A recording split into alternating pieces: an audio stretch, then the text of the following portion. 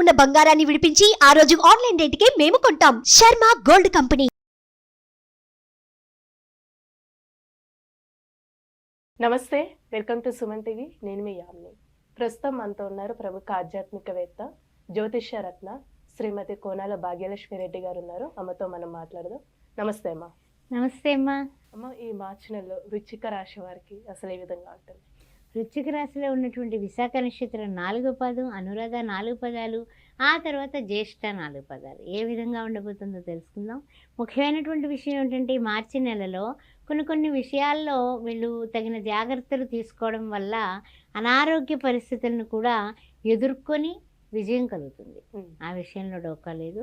మీ అనారోగ్య పరిస్థితులు అన్నీ ఒక కొలిక్కి వస్తాయి. చక్కగా మీరు ఆరోగ్యవంతులుగా మారిపోతారు. ఫస్టే చెప్తున్నాను, ఆ విషయంలో పరిష్కారాలు అయితే దొరుకుతాయి. అనారోగ్య సమస్యలకి ఏం బెంగ పెట్టుకోవాల్సిన అవసరం అయితే అస్సలు లేదని చెప్పొచ్చు. అయితే ఏంటంటే, అవసరాలకు తగినటువంటి ధనం సర్దుబాటు అవుతుంది. దాని వలన కూడా మీరు ఏమీ టెన్షన్ తీసుకోకండి. అన్ని విధాలా అన్నీ సర్దుకుంటాయి. అందువల్ల ఈ నెల మంచి శుభంగా మనం ప్రారంభిద్దాం.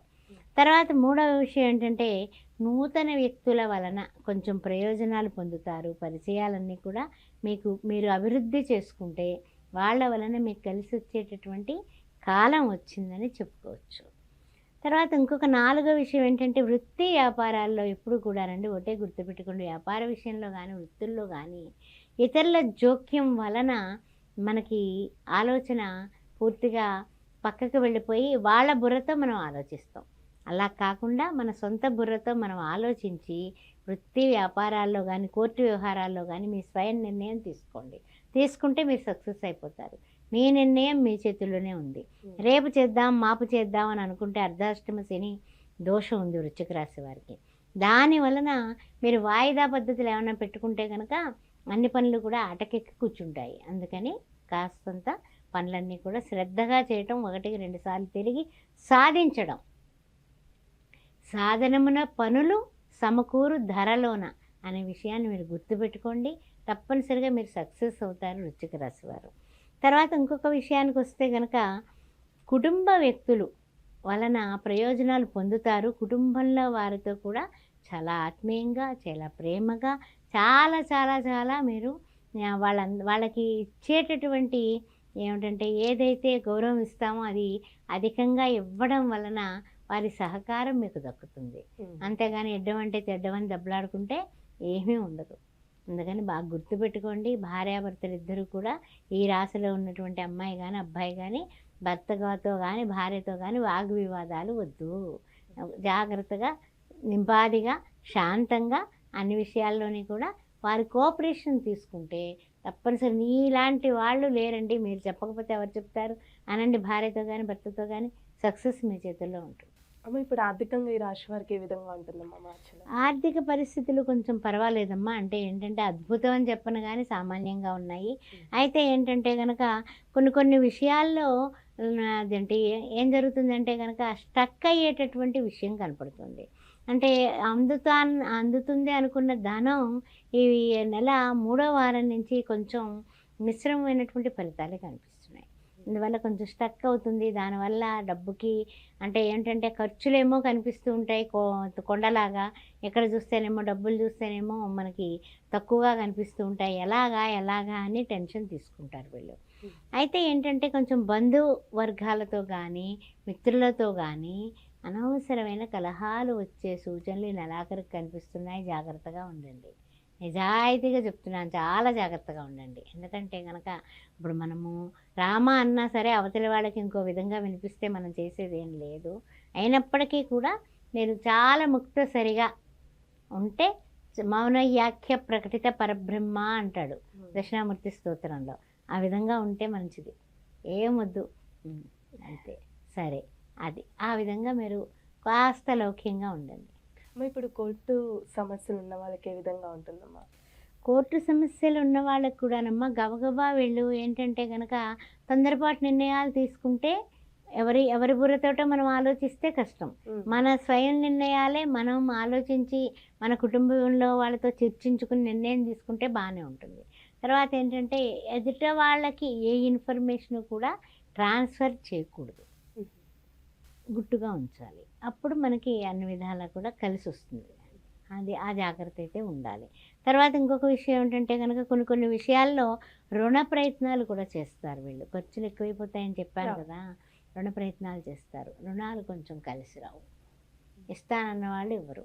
అప్పుడు మళ్ళీ ఇబ్బంది. ఆ లోన్‌లు పెట్టుకోవాలా, ఈఎంఐలు కట్టుకోవాలా, ఈ టెన్షన్స్, మళ్ళీ టెన్షన్స్. అలా కొంచెం టెన్షన్స్ కాలంగానే కనిపిస్తోంది.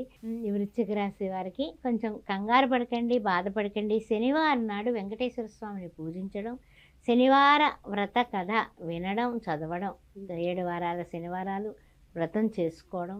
తర్వాత ముఖ్యంగా ఏంటంటే వెంకటేశ్వర స్వామిని శ్రీ వెంకటేశ్వర ఆశ్రిత జనాపాల కావవే మమ్మిప్పుడు కలిఖ్యావతార ఈ 2 లైన్లు మీరు బాగా చదివి బాగా అనుకోండి.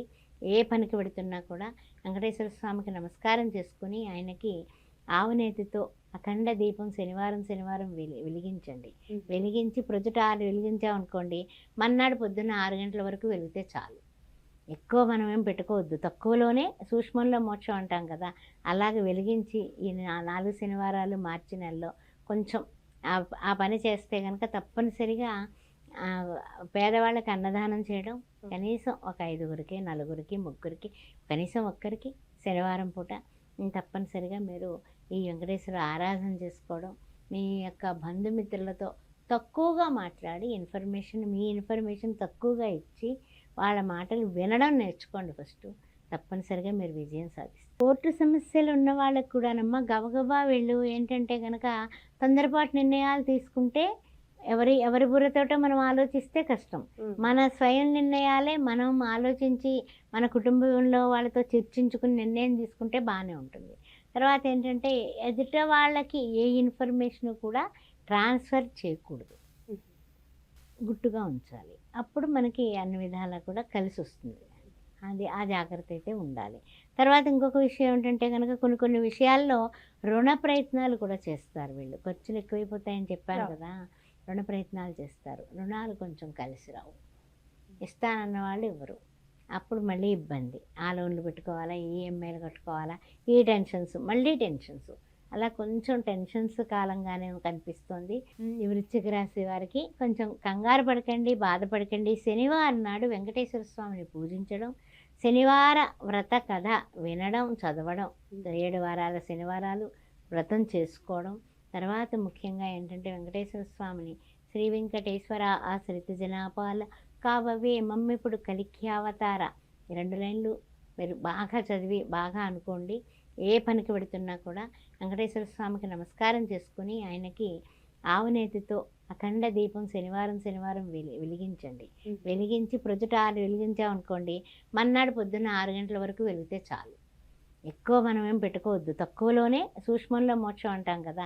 అలాగే వెలిగించి ఈ 4 శనివారాలు మార్చి నెలలో కొంచెం ఆ పని చేస్తే గనక తప్పనిసరిగా పేదవాళ్ళకి అన్నదానం చేయడం, కనీసం ఒక 5గురికి, నలుగురికి, ముగ్గురికి, కనీసం ఒక్కరికి శనివారం పూట తప్పనిసరిగా మీరు ఈ వెంకటేశ్వర ఆరాధన చేసుకోవడం, మీ యొక్క బంధుమిత్రులతో తక్కువగా మాట్లాడి మీ ఇన్ఫర్మేషన్ తక్కువగా ఇచ్చి వాళ్ళ మాటలు వినడం నేర్చుకోండి ఫస్ట్. తప్పనిసరిగా మీరు విజయం సాధిస్తారు. చాలా చక్కగా తెలియజేస్తారమ్మా. ధన్యవాదాలు. ఓం శ్రీ మాత్రే నమః.